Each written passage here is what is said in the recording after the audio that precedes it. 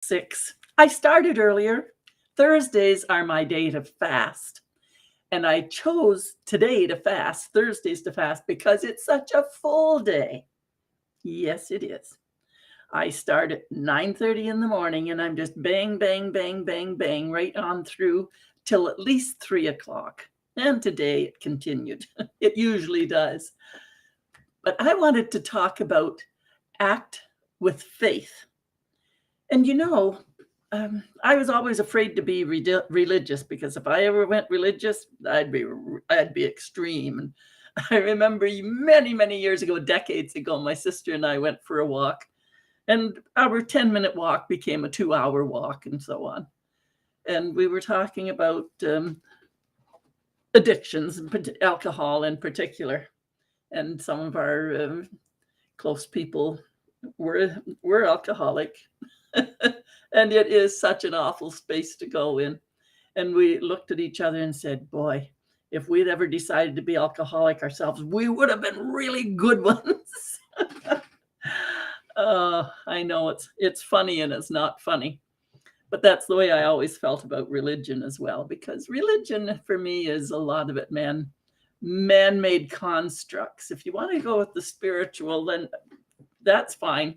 And I don't argue with anybody that whatever you choose to keep yourself grounded. But I did, because of that fear of being extreme on anything, because of that fear, I tended to not understand grace. I've talked about grace before when the lights finally came on.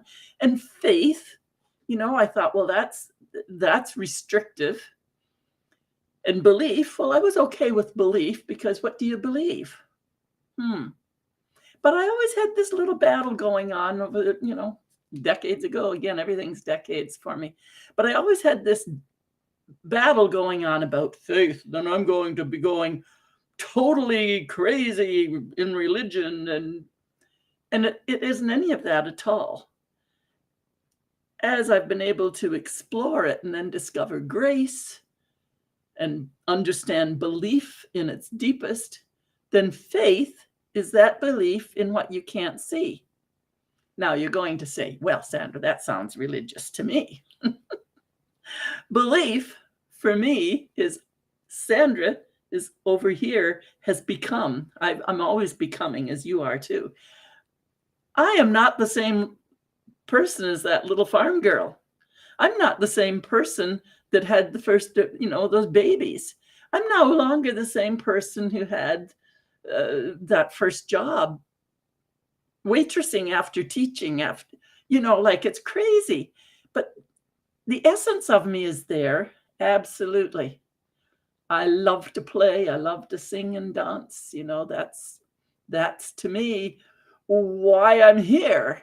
And being able to be free to be that person has been a wonderful gift to me.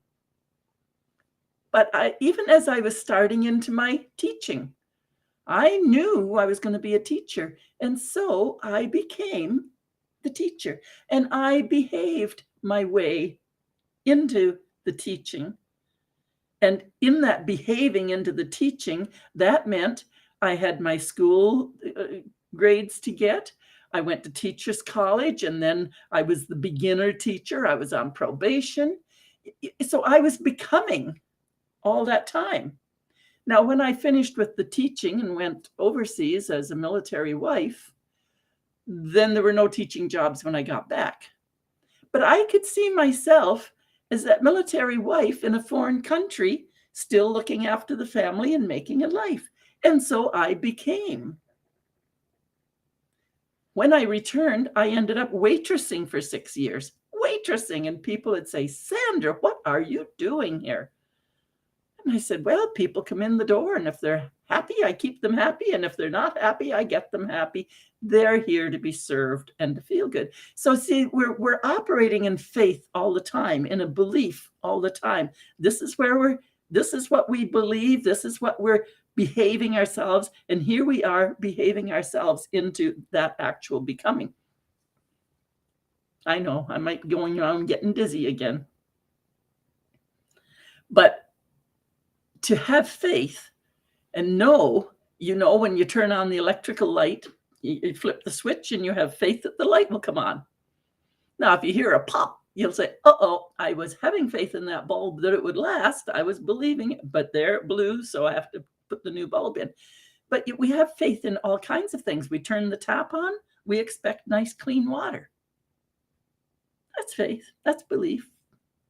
That's it.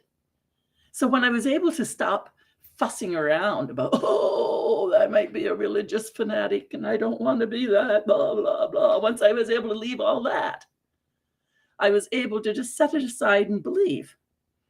Here's what I believe I can do. I'm going to act like it already is. And I've done that many times before I understood that's what I was doing as well. Some would call it fake it till you make it. But if you're doing that, growing into it, because you're taking the actions to get here, there you go. In order to prepare the way for your inevitable success, you choose to behave your dreams as if they have already come true. Do you remember imagining and playing as a child? It's the same thing. Only you know what we did, silly adults, we thought, well, that's for children. And we quit imagining and dreaming and knowing that we could have this and becoming this way. Peter Pan had the secret. We should listen to Peter Pan. He knew. And he told Wendy, and Wendy could see it. And yes, there's a dream world there. And we can grow into that world. It's really powerful. So I'm just going to ask you the next time you say, well, I wish my work was done. I wish I was retired. I wish I blah, blah, blah, blah, blah. What are you wishing for? You better watch what you're wishing for. Because how many people wish their career is finished and they can retire? And then what do? You have to know what it is you want and then become into that. Whatever it is. But I'm testament to forget about retiring. What would I be doing retiring? If I retired in the definition of what my generation would call retired, I'd probably be dead. Or I'd be driving everybody crazy. And now I just play in my own world. So very, very carefully choose what it is you're wishing for. And if it's a real desire, if it's something you really want, you will behave like it's already there and it will drag you along and you will become. You're creating your own life. It's all communication. It's communication. It's finding your voice to speak for yourself, to speak into yourself, to speak into your dreams. Communication. There's nothing so powerful as choosing our words and choosing the tone and choosing the intention and creating the life we want to live. That's what I do. I'm Coach Sandra, Compassionate Queen of Straight Talk. I am here to help you reframe your words, get communicating, speaking, organizing, being you, authentic and free. You can do it, and you know it. I can help, but you have to get in touch.